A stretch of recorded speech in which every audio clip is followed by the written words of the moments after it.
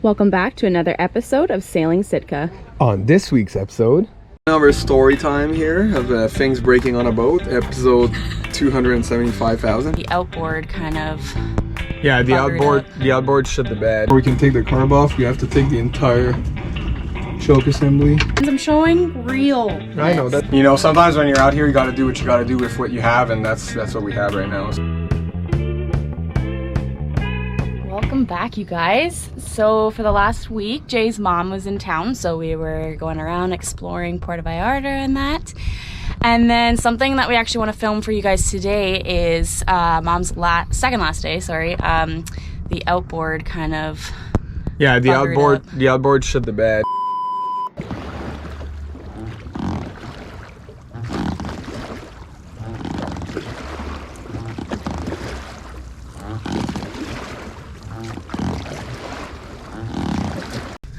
We thought it was the fuel line not priming, which was what was happening the first night there when we had a full day ashore, really tired, come back, and then first pull starts, then turn the corner in the marina on our way back to the anchorage, and then dies, and then impossible to get it back going, and the line was collapsing on itself. So I'm like, oh, maybe it's just a fuel line. And then anyways, ended up having to row for like half an hour. Yeah. And I don't mind rowing, but on a rowing dinghy, inflatables are not that great to row, honestly. So anyways, suffice to say that the next morning my priority was getting that engine working, so which it was yesterday morning, so my mom's last day. So woke up, got the fuel line taken apart, which is, by the way, pretty new. It's like a year old. Got it going again, purged the air out of the filter, and it worked great. Like, fired up right away, tested it here, turned it off, waited a few hours, brought my mom to shore with all the luggage, then had a day ashore with my mom and our friends on SV Lusty, and at the end of the night, we actually tied our dinghy on the dock where Lusty is, and then we flashed the engine, and same thing happened. It died 2 seconds later, so it was a pain in the ass. So anyways, now I got our friend Lance that just showed up. Look at Lance! Hello! This is Discovery Passage! Hello! Discovery Passage saying hello! And now we got to rebuild the carburetor.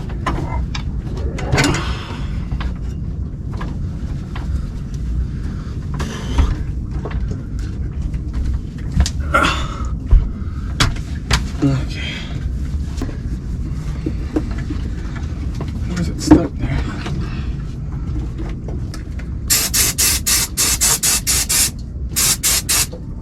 Let's see in there. That smells good. Very Very dirty. Okay, so if you guys want to see how to do this, I think we filmed the whole thing, right? I think we might have. So first things for this marina engine, before we can take the carb off, we have to take the entire choke assembly off, which isn't that bad. This is dirty. She's real dirty.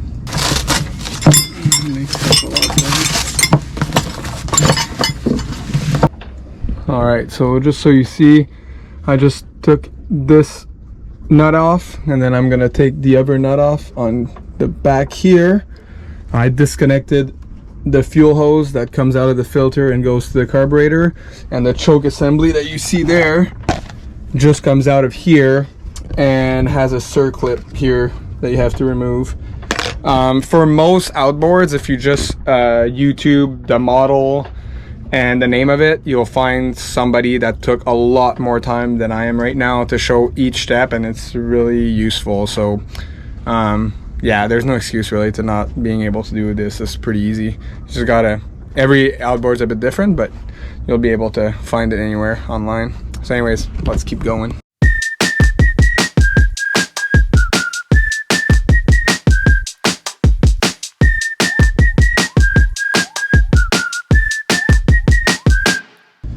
Yeah, sorry guys, it's hard to film. This kind of has to keep a hold of the outboard. Trying my best, you guys.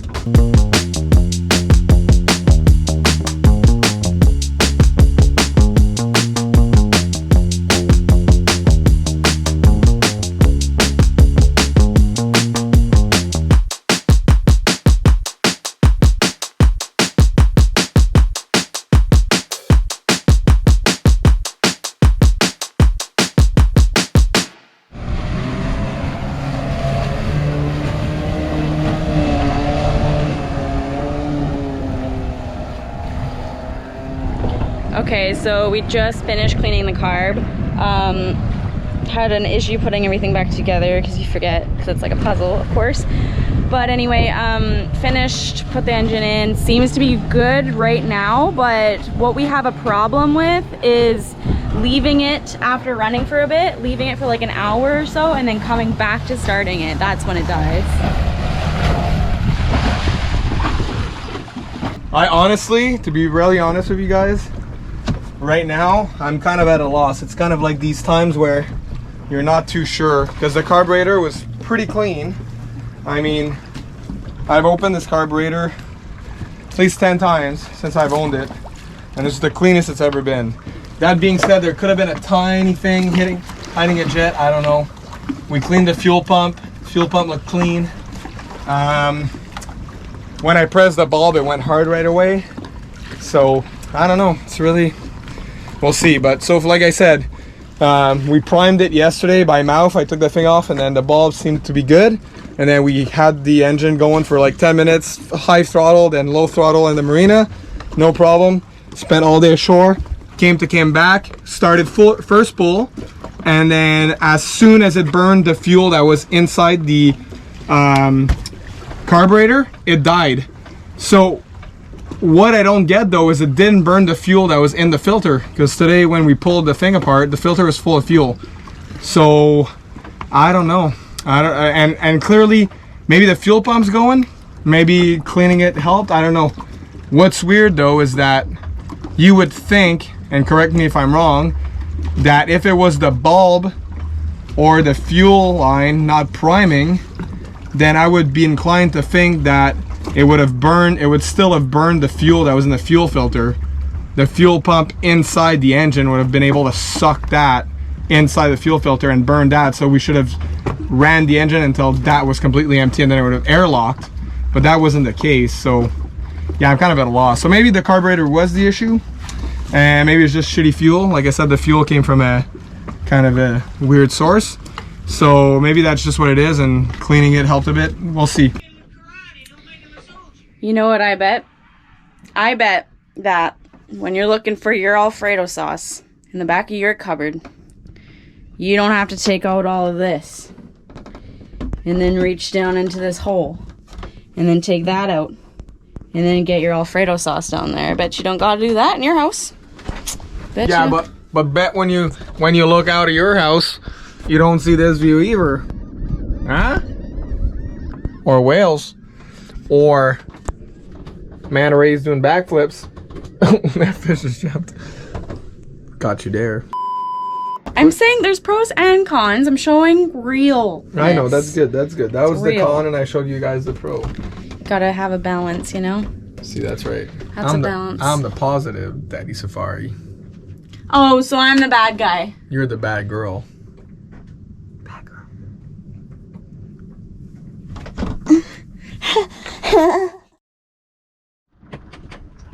Good morning, you guys. So today's a little bit of a work day. We have yet to go get fuel, so that is what we're doing today in the marina. So Jay's just topping up what we have here on deck. So this is the fuel. One of these we got actually back in La Paz, and then one of them we got in Mazatlan, because we only used like 5 gallons of fuel for the whole crossing from La Paz to Mazatlan, which was good. That was a 50-some hour passage, which we mainly did under sail. But for the sail from here, or from Mazatlan, sorry, to La Cruz, we ended up breaking the gooseneck, and then the wind died. So we ended up having to motor like, I'll have to look at the log, but I think like 14 hours in the total on that passage. So we'll probably go through these 5 gallons, sorry, plus a 2.5, and then we'll just go in the marina and get more. We also need gas for the outboard, because we're one of the furthest boats actually from the dinghy dock. I think we are the furthest. Well, apart from these couple there, but yeah, we're at the edge here. Yeah. So anyways, we've been here for a while, but we're trying to get things sorted a bit. We'll also have to at one point put the sail up this week and make sure everything's good, because last time we put it down was kind of like in a hurry. Yeah. Like we folded it after the fact, but I want to make sure the track's good. and then look into the gooseneck a bit too. I want to talk to Max and see what welder he used here. Maybe if there's good price, I might get a gooseneck fabricated.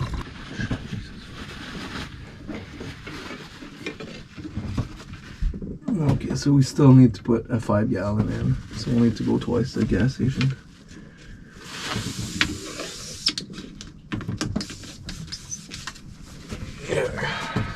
It's not.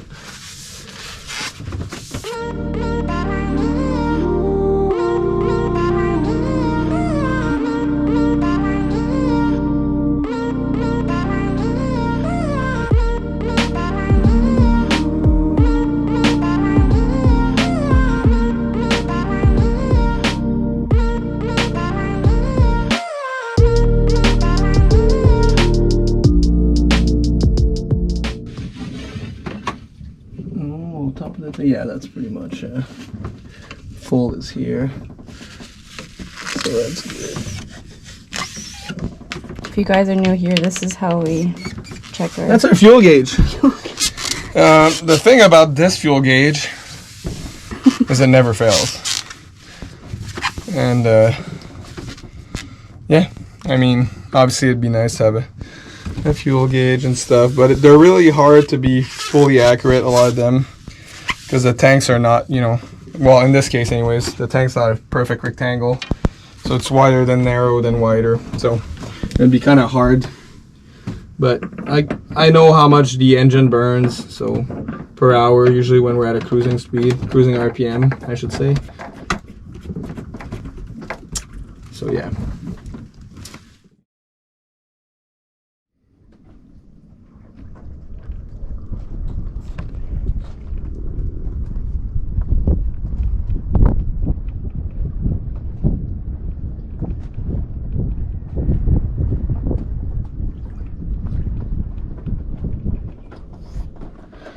Not a bad sunset tonight.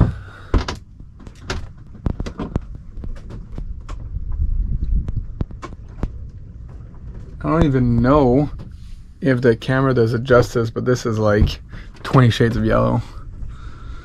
There's 50 shades of gray, and then there's 20 shades of yellow. In the yellow submarine, we all live in the yellow submarine. Okay, it's time for bedtime. Bye, guys. Morning, everyone. So another story time here of things breaking on a boat, episode 275,000. So if you've seen our previous episodes or something, you've seen that like our outboard's been kind of having like these temperamental issues, where we ended up having to get towed and rowing once, and then I rebuilt the carb. Whoa. Excuse me. I rebuilt the carb last week, and then for the next 4 or 5 days it worked great. We used the dinghy every day as it's kind of like our car, right? So we can get to shore. And last night we were like super looking forward to be back on the boat, to have a little date night, and then first pull works again, perfect. And then as soon as we turn the corner again it burns. Same spot. Literally burns the fuel in the carburetor and then fucking dies. So it's like something sticking in the carburetor, so it is most likely the fuel, just that fuel we got in Mazatlan that wasn't from a gas station. So I don't want to rebuild the carb again, because like we're almost out of that old shitty fuel. So I'm gonna mix, we got new fuel now, so I'm gonna mix it in the fuel can we have, and I'll add some Seafoam Plus, which this thing has saved me numerous times, not just with outboards, but actually on our diesel engine. They have a product, and we're not endorsed by this company whatsoever, by the way. Although if Seafoam, you want to sponsor us, we're willing. The Seafoam version, you got to look on the description. If you're Canadian, you can find this at Canadian Tire. If you're American, I'm sure you can find this in a bunch of places. Actually, you probably have that as well. But they have a version for diesel engines, and if ever you're really unlucky and you get water in your injection system on your diesel, if it backflows through your exhaust or whatnot, putting this in your oil after you've cleared obviously the water and you've done an oil change. Putting this in your oil will absorb every single last bit of moisture that's in your oil and will guarantee you that you'll have no water in your engine, which is super nice. I've had that issue before. Anyway, so we're gonna give that a try.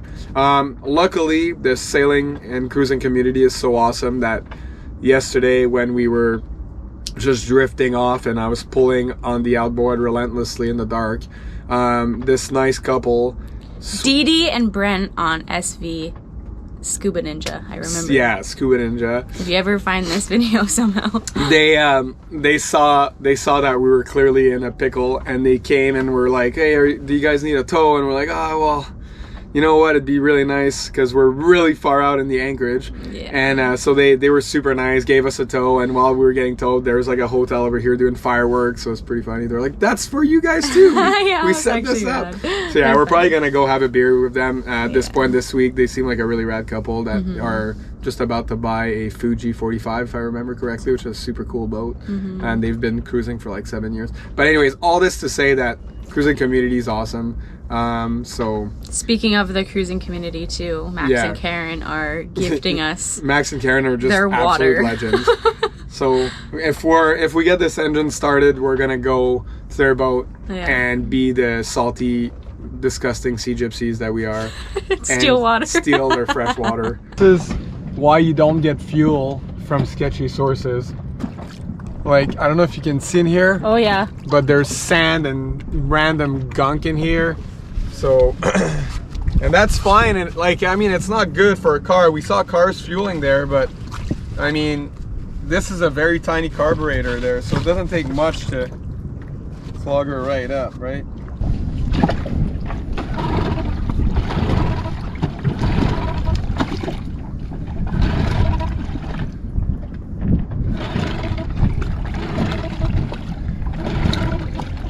Yeah, we might have to rebuild the car. Part 2 carb rebuild. So I guess we'll have to rebuild the carburetor, so we'll do that again, second time in a week. And then we saw that there was sand in the fuel, so maybe there's sand still in there. And yesterday it was really, really rough. It was really rough when we sailed there, so with the bouncing, it probably picked up some sand at the bottom that floated through. Normally would sit at the bottom of the tank. Yeah, when we dinging it in the town. Yeah, when we dinging it in town. So we're gonna transfer that back into our big thing through a filter. Coffee filter. Coffee filter. Hopefully it works. I mean, it filters out very fine coffee grounds. So, you know, sometimes when you're out here, you got to do what you got to do with what you have, and that's what we have right now. So we're gonna make the best of it. It's also Super Bowl Sunday for anybody interested to know what time it is. But yeah, so we're not the biggest football fans, but you know, drinking beer in the afternoon with our friends is high on my list of things I want to do today. So true. So let's get this freaking outboard going. All right, shall we? Woo! Hell yeah! Oh, sound of freaking victory, you guys. So we actually didn't end up filtering all that fuel. We were wasting more than it was benefiting us. So yeah, we didn't end up doing that, but looks like the carb cleaning worked, hopefully.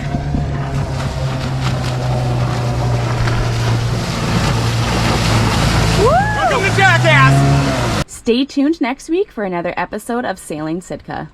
Thank you to all our viewers, and a special thank you to our patrons who make this lifestyle a reality.